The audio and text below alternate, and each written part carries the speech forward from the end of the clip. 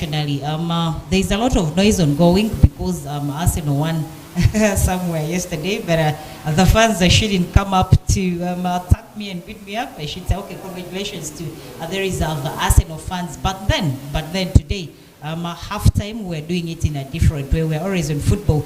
This time around, halftime we are giving it out to there is rugby. I am not alone in the house. I have a guest in the house. I should say the president of rugby, West Nile, or he will give us more details about himself in the names of Asiku Dennis, just because he traveled with the team. They are recently from from Gulu. They returned Sunday, touched here yesterday, somehow in the night. And I should say he's fresh from Gulu. He will give us a lot of the details. They took two teams. There is the Nile Leopards and there is the Nile Leopard is the male team together with there is the female team. So you're most welcome, Mr. Asiku Dennis, and briefly tell us your names and what we're doing in the house today, because it is rugby. Asiku, I'm the president of Nile Leopards Rugby Club that houses both Nile Leopards and the Nile Leopards. So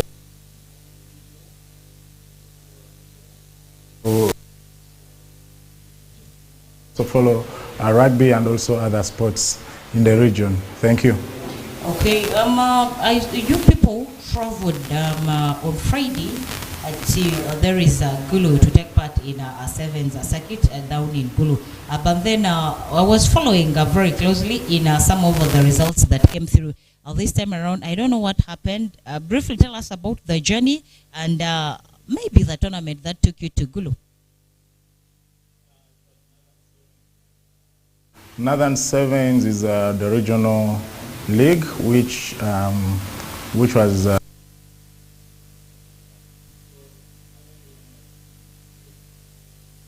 or this season, and for us Nile Leopards, it's actually our third season in the league, and it was a success. So Northern Sevens, this time the first circuit had a 7 male team and 4 women's teams, which was due to financial challenges because we have around 10 men's team and 6 women's teams in the region. So due to issues of finances, some of the teams couldn't honor the league, so they didn't show up. And it was a very interesting game, and it was played as round robin, meaning you have to play all the teams, and then they are going to grade the table after all the matches you have been played. And our men's team played 6 games because there were 7 teams, and they managed to win 2 and lost 4. So our women's team played 3 games. They managed to win 1 and lost 2. So the schedule for this circuit, it was after a lot of frustration, because our schedule as Northern Uganda was supposed to, the league was supposed to start in July, but you know this game is also run by Uganda Rugby Union, and they also had challenges of funds, you know, to facilitate the referees and the rest. So like the scheduled circuits kept on bouncing, and this in another way demoralized players. They couldn't even come for training until the time when Rugby Union said, okay, we are starting the first circuit in Gulu. So teams had didn't have like enough time to prepare their players and condition them well because of those kind of inconsistencies, and that is why the performance was really not that good. But we thank God that we didn't have any serious injuries. The boys played well and the girls played well. So we are returning back for the second circuit, which is going to be hosted by Omoro District, and the team there which is hosting it is called Omoro Kings. It's likely to be on either 19th or this weekend, but also as Northern Uganda Rugby Management Committee, we have a meeting this evening in order to iron one or two things, then to come up with the exact date. So it is still in balance. Others are saying let us shift it to 19th, 2 weeks from now. Others are saying let us have it this weekend. So we're going to have a meeting this evening to resolve that. So basically that is about the Northern Sevens, which is ongoing. But other regions have finished their leagues, especially Central, and then Eastern finished last weekend. Western, I think they're finished. And National is going on. The National, which will be next weekend, will be, this coming weekend will be in Chiadondo.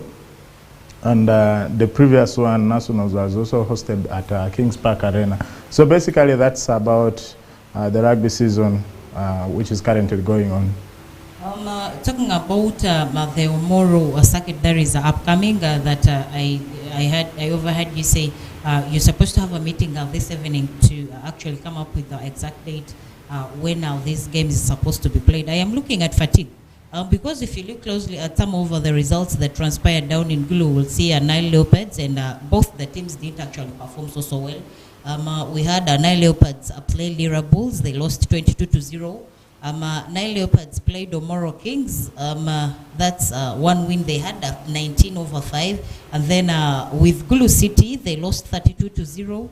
Nile Leopards on Kitgum Lions, they were beaten 26-0. So I'm seeing a lot of losses down here. Don't you think if the Omoro is scheduled for this weekend, coupled with this result, that I should say that was not so good, coupled with fatigue and the travels and all that, I mean, I am looking at probably maybe you guys should move to 19th and all that. I don't know if your thoughts are as well as mine, because the meeting has not yet been has not yet been held. Probably the final data would come in after today evening.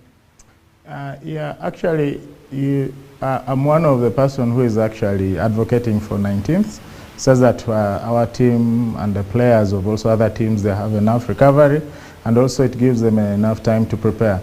But Linda, you see, Nile Leopards is the team actually that travels the longest distance, always in the league, and we are used to it now, I could say, and it's one of the things which have also impacted, I could say, negatively to the results, because the team travels like within 12 hours and then they enter the pitch to play the games, and you're traveling over 300 kilometers. And but trust me, that is not an excuse in sports. That's not an excuse. Another thing was also, you see, as Nile Leopards, I could say it's both a positive and negative on our side. The team we have is very young. Have a lot of players who are under 20 and they are students. So coupled with exams, school schedule, I couldn't carry enough players. So the team I carried was very small, meaning you have to use up players for all the games. Like, imagine players, the same players playing 6 games in a day. So it is, the fatigue factor is very big there, but that's not an excuse when it comes to sports. Otherwise, once we are developing and we are getting there. For me, the most important thing is picking lessons every time in the game and developing the players and building the strength and mentality of the sports in them. That is the important thing for us. You talked about fatigue, and then somehow you also said fatigue is not an excuse in sports. That is actually where I was coming down to. What actually led to I should say the bad result? Because even the first time we took part in a national event, we tried. We actually played very well, I should say. I've been following rugby for quite some time now. I always follow results, I should say. The first time we took part in a national tournament, we played very well. And then in between all these other tournaments, circuits that we have been taking part in, the results have been so good. This time around, what really happened? What transpired? I mean, you said fatigue, but then you rubbed that off, saying fatigue is never an excuse in sports. And then I also saw somewhere someone wrote that most of the players being students, which you have actually just confirmed, you weren't able to take all of the students because of exams that are upcoming and all that, and probably there could be some other challenges that could have led to the bad result that we had, or that we registered in Gulu recently. You see, the challenge is in sports, when a team has reached such a level, it becomes very hard And in sports, basically, there's always a win and there's a loss. And you can't expect to be winning every time. That's one thing. And it depends on your level of preparation. Like I told you, because the circuits have been bouncing, remember we're supposed to have the first circuit in Arua. So it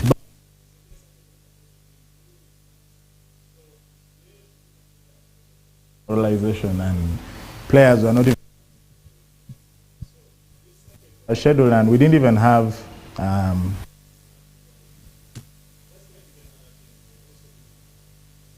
but that one we can't really give it as an excuse, but we really took a very small team and we were overusing the few players, so really that result for me it was so good. Based on the number of players we had in the team who traveled, they really did their best, and I'm happy that there was no serious injury. There was actually no injury in the team. That is the most important thing for me as a coach or as a caretaker of a team. That's the most important thing for me. So the performance really, it was a general factor that we didn't prepare well, then coupled with the issues of fatigue and the rest, yeah. Are we expecting a change of results? There is in the next circuit there is coming. Assuming probably it's pushed to there is around the 19th also. Are we expecting change of results around that time in the next circuit that probably will be taking part in? I can only have the whole team like full house when I get the students back for holidays. And the circuit, if it's pushed to 19th, I'll have the full house. And you'll see changes. I'm not saying that other teams do not have students, but trust me, when you watch our game like this and you watched us play in Gulu, you'll be like, this is a different team. Like I had like 4 first-time players in that tournament, because you have to manage the situation. For the same case for girls, like you see Gulu sprinters got their first win against Nile Leopards in the history. This is our 3rd season and we have played so far 7 games, but because of that they got the opportunity to get a win against us for the first time.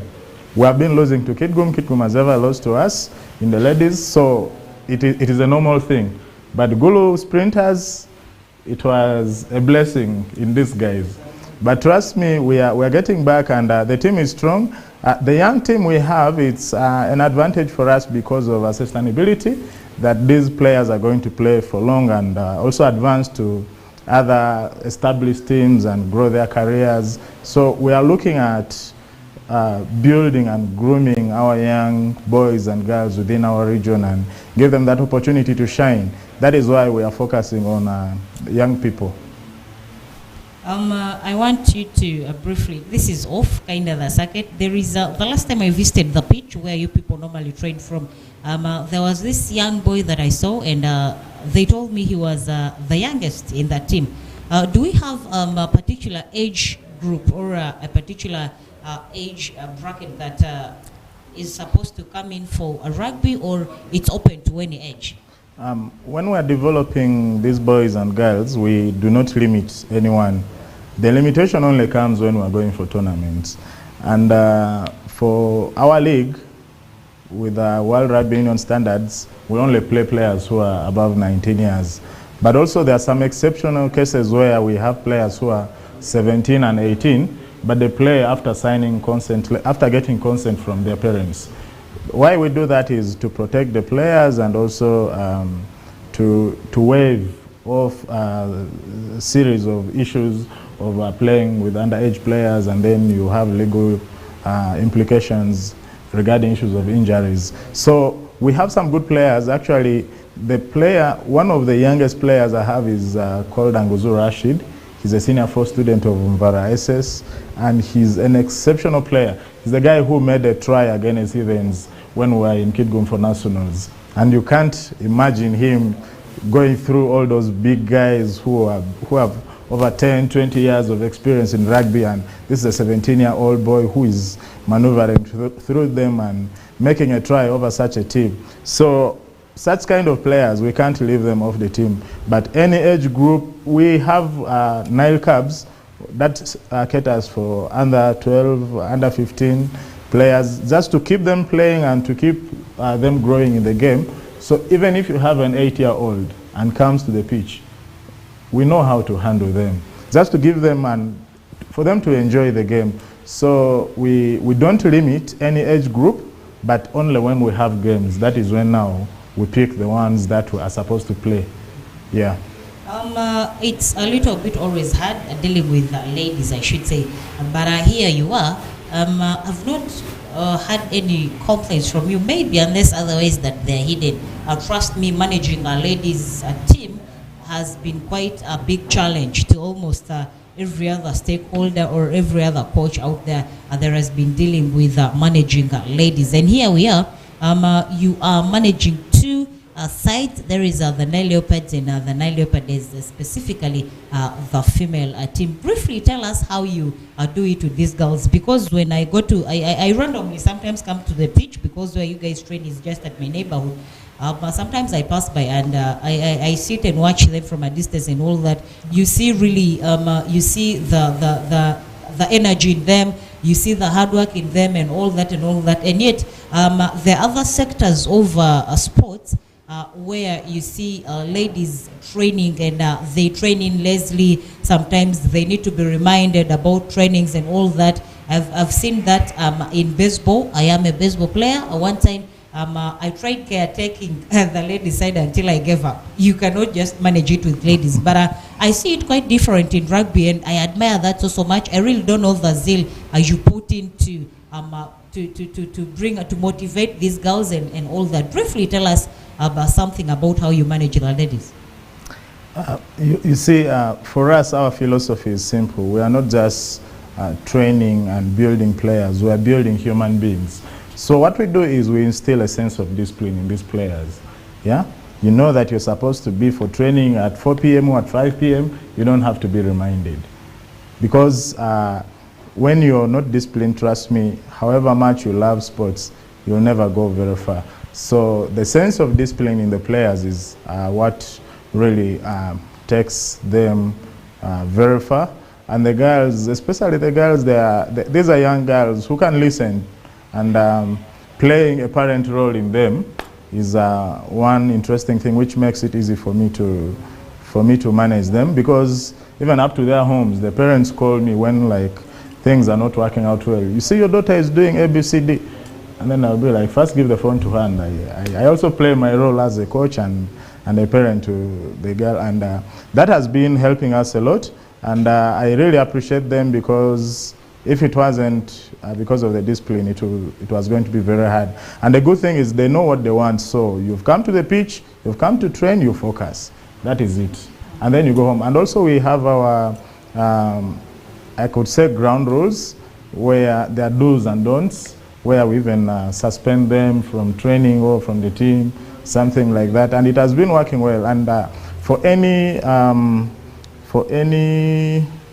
club or any venture to move forward, you need to have those ground rules like to follow, and that is the only thing which can build you or which can build a team. Yeah. I think that is quite a very unique factor that I've not seen in a lot of clubs, especially where the ladies exist. This is quite unique, I should say, and we appreciate you for that, because managing girl child is not something easy, even though not in sports, but even up to home and all that. We just recently took part in there is in Gulu, and then you talked about the Omoro games that are upcoming, and then after that, what other activities are coming up next in there is the rugby calendar? Once the regional league is done, they go for a championship. The winners and the runners up, they go for championship, and the winner of the championship now qualifies as a core team in the nationals, joins the national sevens. So once that is done, then the team becomes a core, and also from the core league, one is relegated. And the current upcoming rugby program is the men's sevens African Cup, which also acts as a qualifier. And this time the African Cup is going to be played in Harare, That is the capital of Zimbabwe. Yeah, it's going to be in Harare on 16th and 17th of September. And Uganda has been grouped with serious opponents. Let me just check. I was checking that Uganda has been in Pool C. Uganda is with Zimbabwe, Burkina Faso, and Algeria. We have Pool B, which has Kenya, Zambia, Namibia, and Nigeria. And then Pool A has South Africa, Madagascar, Tunisia, and Ivory Coast. So 3 days ago, Uganda summoned around 22 players to the camp in order to prepare for that tournament. So you remember Uganda is the African. Uganda is the champion. Okay, the defending champion, because the previous African Cup was played here in Kampala at Chadondo, and then the national sevens team emerged the champion, the winner of that African Cup, men's African Cup, and it was a marvelous and interesting opportunity for the people in Uganda really to have all these African states to come and compete in Uganda. So this year we hope Uganda will do something better after being crowned a champion and now being a defending champion, going for this. And we hope that we are going to qualify for the Commonwealth Games, which are next year, because the winner qualifies automatically for Commonwealth Games. Okay.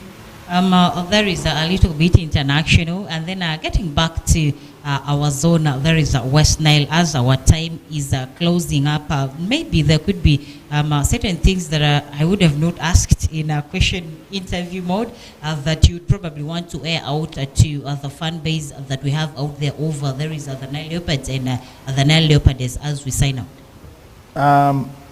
The thing which actually I failed to mention is regarding the management of the girls. You say you have to know your players well, and for the case of the ladies, it's not easy to manage their injuries.